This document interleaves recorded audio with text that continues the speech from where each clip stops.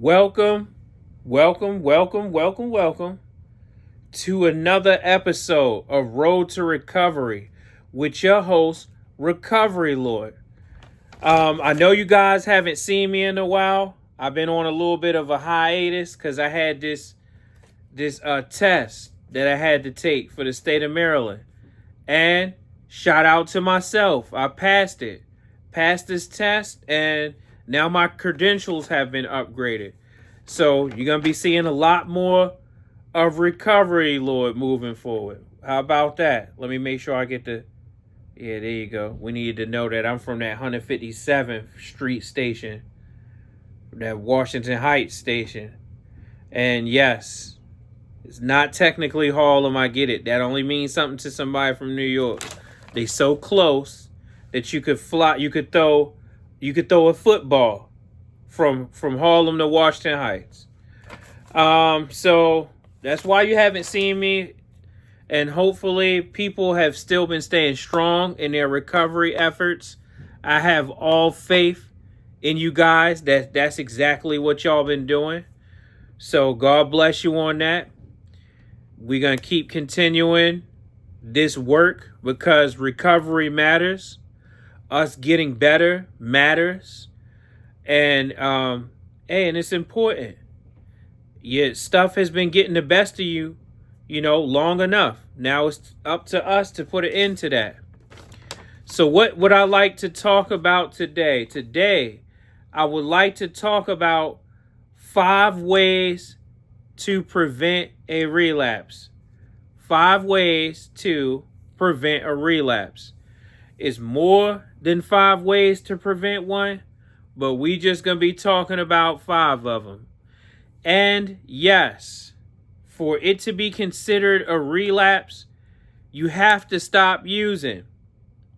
People do not relapse every day. You have to stop using in order for it to be considered a relapse. And why is relapse so dangerous? Why is relapse so dangerous? Because when people get back to using, they typically go right back to the amount they was using or that they did when they were in active addiction. So they was taking 1.5 pills, 2 pills at a time. After relapsing, they go right back to that. The only problem is, by you not using every day, your tolerance has went down. And when your tolerance goes down, it's harder for your body to process that same amount. So that's what makes withdrawal. That's what makes relapse so dangerous. So here are 5 ways to help you steer clear of relapse during your recovery. 5 ways, and number 1, the first way that they have listed is to know your personal triggers. A trigger is an event or circumstance that increases your risk of relapse. So a trigger doesn't have to be person, place. The thing category is vast. Thing could be a date, an anniversary of something bad. Sometimes it don't always got to be bad. It could be something good. Everyone has unique triggers, and identifying those triggers is an essential part of avoiding relapse. Some relatively common triggers include specific people, including relatives, friends, co-workers, or past acquaintances. Some of those people need to stay in the past. Trying to go back to the old block and, catch up, and sometimes that get people caught up. Some relatives are triggers. When you've been drinking every day with your brother, just seeing your brother, that's like being Pavlov's dog, hearing that bell. He thinks it's time to eat. Sometimes just seeing certain people, you think it's Miller time. You think it's time to party. So, and there are 2 ways triggers hit people. Do we know those 2 ways? is 2 ways that triggers hit people. And I'll give you a clue. One is internal. So one way triggers hit people is they hit them internally. So can you guess which way is the other way? External. External. So triggers are internal or external. Now, what's an example of an internal trigger? Good question. Depression, anxiety, hurtful memories. Because remember, you feeling anxiety, the whole room don't feel it. That's something you feeling. You got hurtful memories, PTSD and things like that. That's stuff that's hitting you. Those are internal triggers. So what do you think external could be? Other people. Seeing a beer bottle or a beer can. For some people, seeing a straw. Just seeing a straw is a trigger. Seeing a burnt spoon. For some people, seeing a burnt damn spoon is a trigger. Locations that trigger stressful memories. Places where, you were hurt. Places where you witnessed. It didn't even have to be you. Places where, they were shooting all the time and people, were victims of this, that, and the third. Certain places trigger stressful memories. Locations associated with substance abuse. Some people just going down Lexington Market is a damn trigger. Oh, we don't even gotta bring up Penn North. That might be the #1 location on everybody's daggone list regionally, locally here in Baltimore. That's on their list. I'm sure if you're in Philly, then it might be Kensington.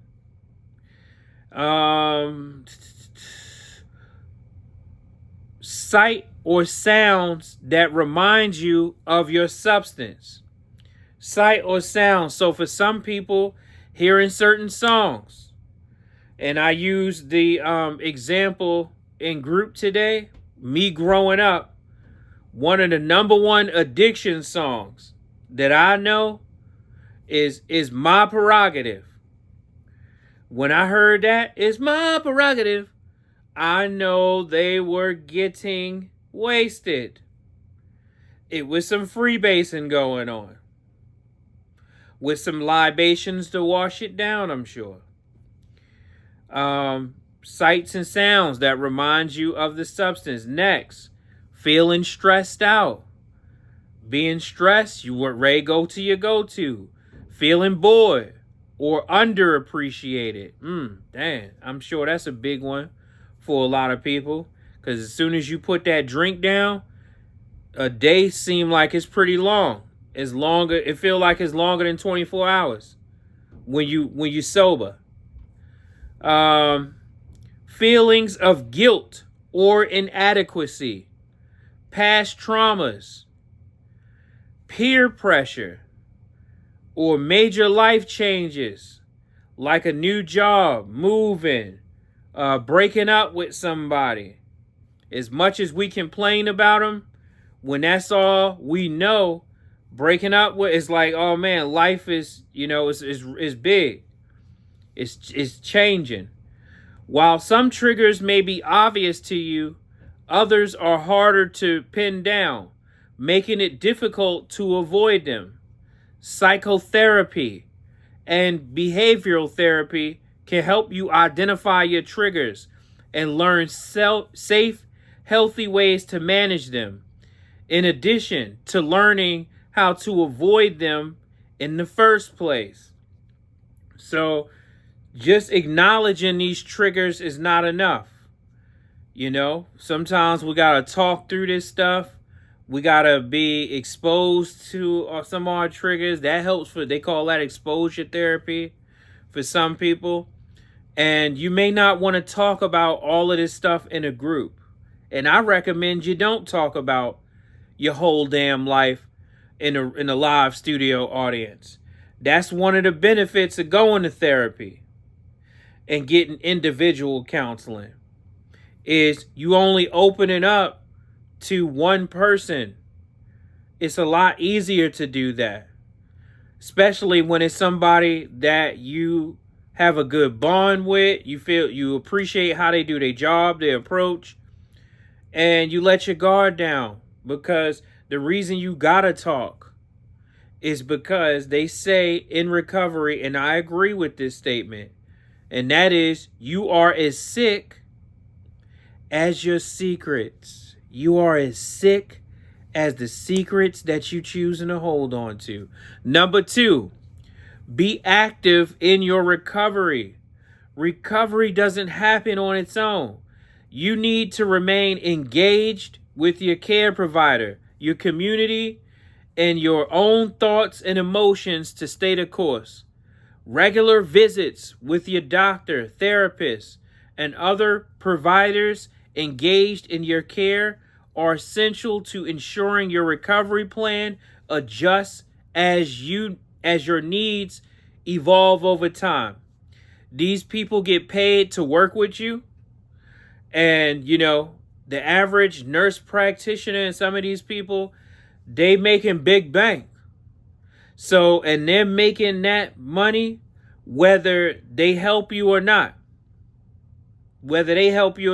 So it's up to you to make sure that they helping you, to make sure that they're getting paid the way they get paid for a reason. And they not working at a damn Somalian daycare. That is your part that you play. Make sure that they work for you. But see, I know how addiction works, and sometimes people are trying to skip steps and move to the next thing. So instead of going and speaking to their therapist, they go in there, oh yeah, no, everything's okay. No, nothing's going on. And then they wait till they leave the office and they cry. Or they cry before they go in there. And when they go speak to the nurse practitioner, no. No, the main thing is they need more milligrams. It was a dark and stormy night. I need more damn milligrams the end. Wow, that's tough. You reducing somebody to milligrams, that's a doozy. You're not doing yourself a service. You're not being as active in your recovery as you could. Being active in your recovery also means asking for support when you need it. That support could come from friends and family who understand addiction and recovery and aspects of the journey that you're on. Or it could come from a support group, therapist, or a member of your recovery support team. If you're recovering, when they say change people, places, and things, change some of those people into people who are invested on who you are trying to become. And the reason why I say that, because when you drink for years and you get high for years, you got people invested on you being drunk. They like you being drunk. They want to offer you a beer. They think you tell funny stories. People liked me when I was Barack Obama. But I had to make the transition from Barack Obama to recovery lawyer. But if I left that decision up to others, then there's some people who would have chose for me to remain Barack Obama. Because I'm going to tell some jokes. I'm going to play cards, talk smack, slam them down. I got 3 and a possible. Tell the same jokes. Have people laughing and chuckling and all that. Number 3, make health a priority. Why should you make health a priority? Because I'm sure you heard what I heard. And that is that health is wealth. So if health is wealth, then you need to make health a priority. Relapse is more likely when you feel overwhelmed by stress or fatigue, or have other unhealthy habits like a poor diet or a sedentary lifestyle. By making your health a priority, you improve how you feel physically and emotionally. Because making your health priority is not just your physical health now, and not in 26. you better be incorporating mental health and spiritual health in there as well. Mind, body, and soul. Is not just for the love zone. That means getting plenty of sleep. Getting plenty of sleep. You shouldn't be up 2 and 3 o'clock in the morning every damn night. It's not a good idea. Imagine you being up till 4 o'clock in the morning, just falling asleep, and while you was up, somebody was sleeping about calling you in the morning and offering you a job. Or it's gonna be an opportunity in the morning, but it's at 9 a.m. If you're just falling asleep at 4 and 5, 9 a.m. is not happening for you. But guess what? If your last name is not Musk or Buffett or Zuckerberg, then your ass better be ready when opportunity knocks. Because only the early bird gonna get the worm. And getting regular exercise, doing activities you enjoy.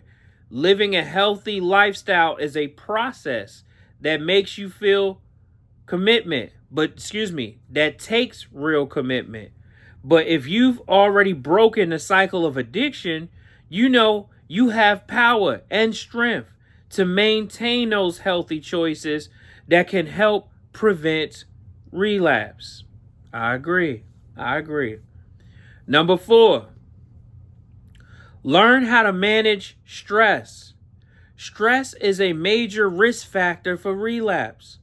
And unfortunately, feeling stressed out is really common.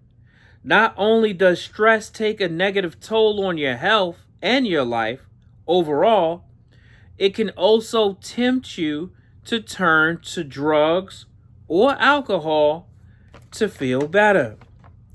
And we know if you turn into drugs and alcohol to feel better, the system they got in motion is you can't feel better for too long.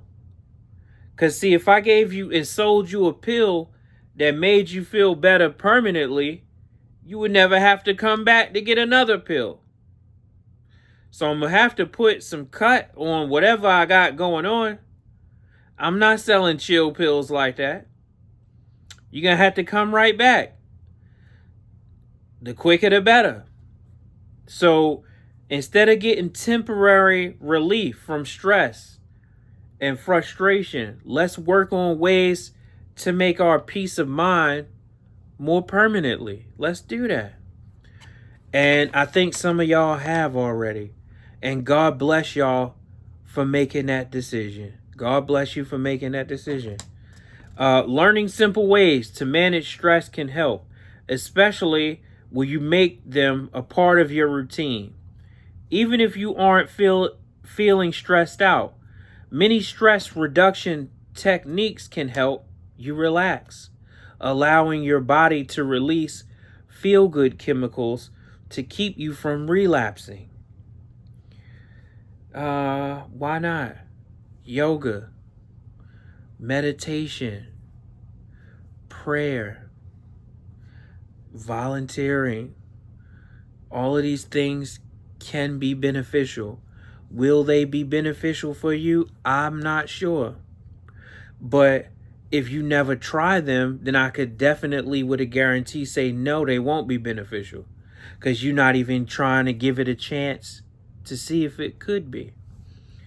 And the last one, number 5, is recognize the early signs of relapse. If you find yourself getting stressed out or anxious, or if you are developing a craving to return to old habits, consider it an early warning signal and seek support immediately. Double down on your effort to stay healthy by getting plenty of rest, managing stress, and focus on a healthy diet and regular sleeping pattern. These things are important, whether you are in recovery or not. And one thing, they laugh and joke about it on the internet and on social media. But they say things like, what's something that a broke person got? And a lot of people in the comments say time. They got time to binge watch all these damn shows all day. They got time to be in other people's damn gossip and call it tea. And now the heartbreaking thing in 26 is you hear just as much tea being spilt in the damn barbershop than you do it at the nail salon. I'm sure.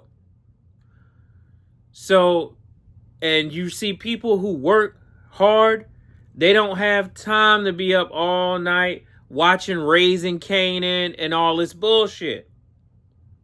They come home, take a shower, eat, watch one show or something, go to sleep. And people up all night, I don't see how he do that. I don't see how he worked that hard. If you want to live a certain way, it comes with the territory. It comes with the territory. Get in that mindset. Get off your phone at a certain time. Don't be up on your damn phone all night, being connected to the World Wide Web, getting tangled up in that goddamn web. And the only person that should be celebrating the web is a spotter. And if you're not a spotter, then you what the damn spider eats on. You the prey. Get the routine pack down. And it's beneficial. That can help you in your recovery effort. And with that, we can hold our hands together. And we can say things like, God, grant me the serenity to accept the things I cannot change, the courage to change the things that I can, and the wisdom to know the difference. Keep coming back. More will be revealed for you, by you, because of you. We pray for the addict who picked up for the first time today, not knowing the hell that they are introducing into their life. We pray for the addict who lost his or her life today, thinking they had next week or next month or when school start back and all these other timetables instead of the here and now. And we pray for the addict who put it down for the last time and everyone in between. God bless you guys. It's your responsibility to continue to live a life better than the one you were given permission to. And on that, I will look forward to seeing you on the next episode of Road to Recovery with your host, the illustrious Recovery Lord.